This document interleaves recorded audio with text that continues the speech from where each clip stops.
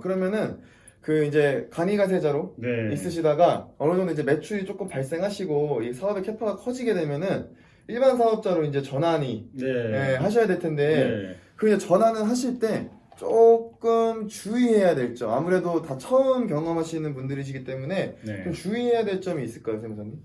전환하실 때 네.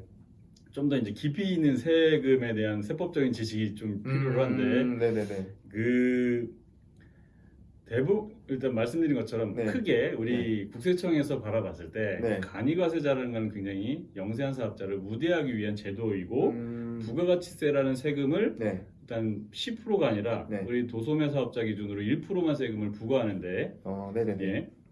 근데 일반 가세자는 상대적으로 10배에 가까운 세금이 이제 늘어나죠. 네네네. 그런 걸로 전환을 하잖아요. 네. 예. 그래서 이 전환 시점에 네. 재고 그 기존의 과전에 이제 간이가세자 때 혜택을 누렸던 거를 네. 그때 기존에 갖고 있는 뭐 고정자산이 있다거나 이런 것들에 대해서 네. 혜택을 받을 수도 있어요. 아. 추가로 재고 매입세액이라고 해서 네. 예. 기존에 공제받지 못했던 것들을 네. 그 일반 가세자로 전환하면서 아. 재고 매입세 공제를 받을 수도 있습니다. 아. 네, 그래서 뭐 그렇게 주의할 사항이라보다 네. 예, 네. 그 시점에 한번 잘 판단해 보셔야 되겠죠. 네. 잘 갖고 있는 자산도 생각을 일단 해봐야겠네요. 어떤 뭐 그 건물을 뭐 임대해서 하신다든지, 뭐 그렇게 발생한 비용 같은 것들도 다.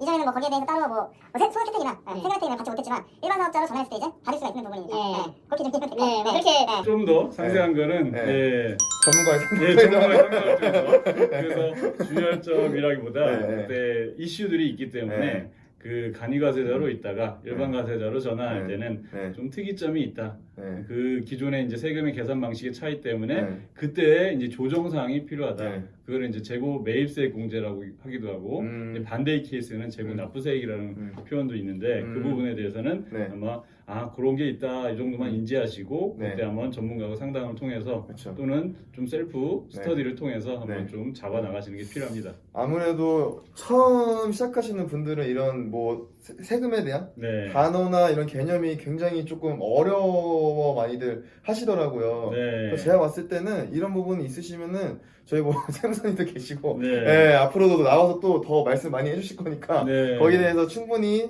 인지를 하신 이후에 진행하시면 좋을 것 같습니다. 네, 아무래도 네. 뭐 가장 바람직한 건 네. 모든 고민은 네. 비용을 투입을 해서 네. 던져보시는 게 그렇죠. 요즘 점점 아웃소싱의 시대 같습니다. 네, 그래서 만약에 네. 이제 이런 질문 한번 저한테 해보시면 네. 좋을 것 같아요. 네. 제가 세무사가 아니라 사업하는 사람이라면 저는 당장 네. 아주 네. 일 잘하는 세무사님께 네. 제 모든 일을 위임을 하고 전 사업에 전념할 것 같아요. 가장 큰 이유가 있을까요? 거기는? 아무래도 네. 사실 요즘은 가장 희소 가치가 사업하는 음. 사람들에게 희소 가치는 시간이라고 봐요. 그죠, 시간에 돈을 정말 이 제한된 사업하는 사람들이 이 제한된 시간을 네. 어디에 투입하느냐에 따라서 이게 결국은 부가가치 창출하는 게 네. 우리 경쟁 사회에서 빨리 발생해야 그렇죠. 되잖아요. 그 경쟁 속에서 이 시간 가치를 결국은 그 투입되는 비용이 내가 부담하는 수준에 내가 그 효익이 더 크냐, 아니면 그 위험과 또는 네. 그 투입되는 비용이 더 크냐, 네. 이걸 이제 한번 네. 고려해 보시면은 좋을 것 같습니다. 그렇군요. 그래서 시간을 내가 효율적으로 사용하기 위해서는 여러 그 전문가들의 도움을 얻는 게 훨씬 더 좋다. 이렇게 말씀하시면 좋을 것 같네요. 이렇게 생각하시는 게. 그리고 이제 제가 또 한 번 여쭤보고 싶은 게 그 여러 업종도 많이 하시고 계시잖아요. 네. 쇼핑몰 이외에. 그래서 이런 다른 중간중간에 업종과 마셔도 돼요. 예, 좋아요. 편하셔도 돼요. 네. 그래서 다른 업종하고 이렇게 비교했을 때요. 네. 이 전자상거래, 그러니까 쉽게 말하면 이 쇼핑몰업의 특징, 이 세무신고에 특징, 네. 여기에 대해서 한 번 더 좀 짚어주시면 좋으실 것 같은데, 네. 쇼핑몰의 업의 특징은 네. 사실 쇼핑몰업이 아주 특수한 이제 업종의 개념은 아닌 것 같아요. 과거에는 네. 쇼핑몰 이제 전자상거래업이 네. 이제 뭐 특정 그러니까 전 사업자들의 네. 특정 분야라고 볼 수가 있다면 요즘은 네. 모든 전 사업자의 네. 전자상거래 이렇게 온라인으로 다 네. 이제 더 도입이 되고 있기 때문에 모든 사업자들이 전자상거래업을 도전하고 있고 그래서 네. 사실 이제 어떠한 특징이라기보다 네. 이 모든 사업자들이 지금 고민하고 있는 거에 대한 솔루션이고 해결책인데 네. 다만 이제 이 전자상거래업의 특징은 네. 아무래도 온라인 기반으로 하다 보니까 네. 그 소비자들한테 이제 그 어필을 하기 위해서 네. 상대적으로 우리 굳이 치자면 전자상거래업과 네. 아니 온라인 쇼핑몰 네. 사업자와 일반 그냥 로컬 사업을 하는 일반 온라인이 아닌 네. 로컬 실제로 네. 오프라인 사업을 하는 분들의 차이는 네. 오프라인 사업은 사실 결제 기준이 똑같아요. 그냥 카드 매출 그렇죠. 하나인데 네. 우리 온라인 사업자의 경우에는 그 사실 이 온라인 속이라는 여러 오픈마켓에 내가 그죠. 매출 네. 채널들이 다양하게 갖고 있기 결제 때문에 시스템도 다양하고 예, 네. 결제 방식도 다양하고 네. 이런 매출의 채널별로 네. 내 매출 집계를 굉장히 꼼꼼하게 잘하지 않으면 네. 상대적으로 매출의 누락 가능성 예, 그런 그 가능성에서 굉장히 네. 높은 사업의 하나의 카테고리라고 네. 보시면 되겠죠. 만약에 그렇게 요새 쇼핑몰 트렌드가 굉장히 다양한 오픈마켓이나 결제 시스템을 운영하기 때문에 네. 다 못 챙길 수도 있으세요. 그래서 아까 말씀하신 그 매출 건수가 누락된 경우에 또 어떻게 대처를 해야 될까요? 예, 우선은 네. 이제 누락하지 않는 게 가장 그죠? 현명하시겠지만 예. 결국 이제 사업하는 분들도 음. 성향이 굉장히 꼼꼼하신 분도 있고 이제 그죠? 경우에 예. 따라 좀 러프하신 분. 러프하게 조금 예. 이제 그런 분도 계신데 네. 결국 누락하게 되면 네. 이로 인해서 발생하는 네. 물론 이제 간이과세자의 경우에는 그나마 좀 덜할 수는 있습니다. 상대적으로 말씀드린 것처럼 네. 부가가치세가 10%가 아니라 1%이기 때문에 그 부가가치세의 누락분이 적은데 네. 만약에 일반 과세자 전환 이후에 만약에 내가 네. 매출을 누락했다라고 네. 하시면 네. 이제 내가 결국은 1,100만 원짜리 매출이 빠뜨렸다. 1,100만 원이면 다행이고 1,100만 원이면 다행인데 목에 1억 1,000만 원의 매출이 누락해서 신고가 됐다. 그러면 이제 그 안에 얼마예요 부가가치세가? 거의 한 1,000만 원. 그렇죠. 네, 1,100만 원이면 100만 원이고 1억 천이면 1,000만 원이고 네. 이 부가가치세를 덜 이제 국세청에 납부를 하게 되니까 네. 그 금액에 대한 물론 가산세가 이제 또 따라붙고 네. 가산세는 항상 세트로 두 개가 그러니까요. 붙죠. 네. 예, 네. 적게 신고한 거에 대한 가산세, 네. 늦게 내는 거에 대한 가산세 이렇게 항상 따라다니기 때문에 네. 이 가산세가 있고 네. 예, 그로 인한 또 소득세 소득세. 예.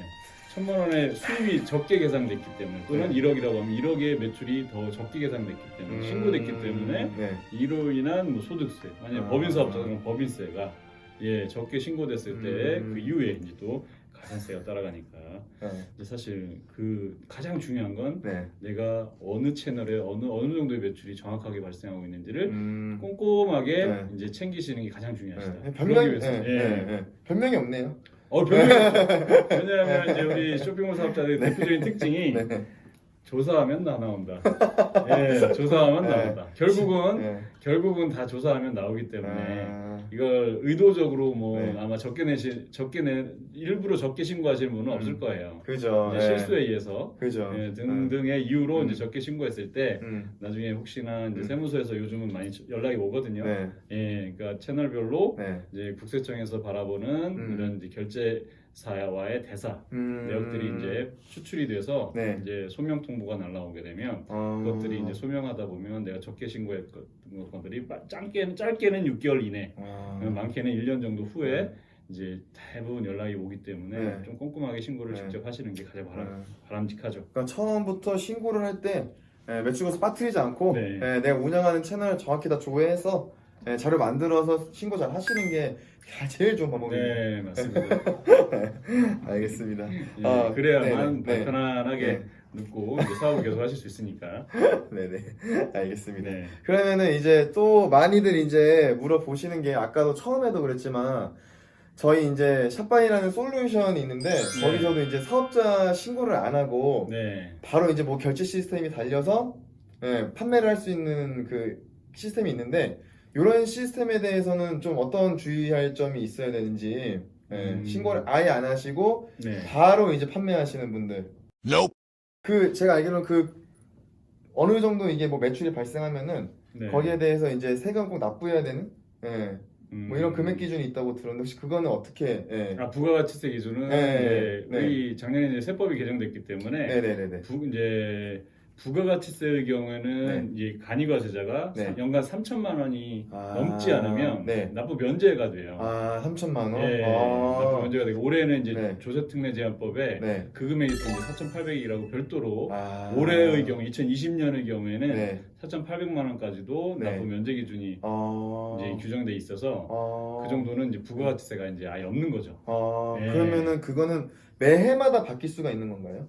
아니, 그냥 세법상에는 3천만 원이라고 이제 보시면 돼요. 그렇게가 3천만 원으로? 작년에 이제 상향 조정돼서 3천만 원까지는 이제 부가가치세 납부가 면제된다라고 보시면 되고 소득세는 이제 별개죠. 소득세는 이제 그 우리 매출에 대해서 뭐 일정 부분의 비용을 차감하고 그래서 나머지 이제 이득이 소득에 대해서 세금 신고를 하셔야 되는 부분이니까.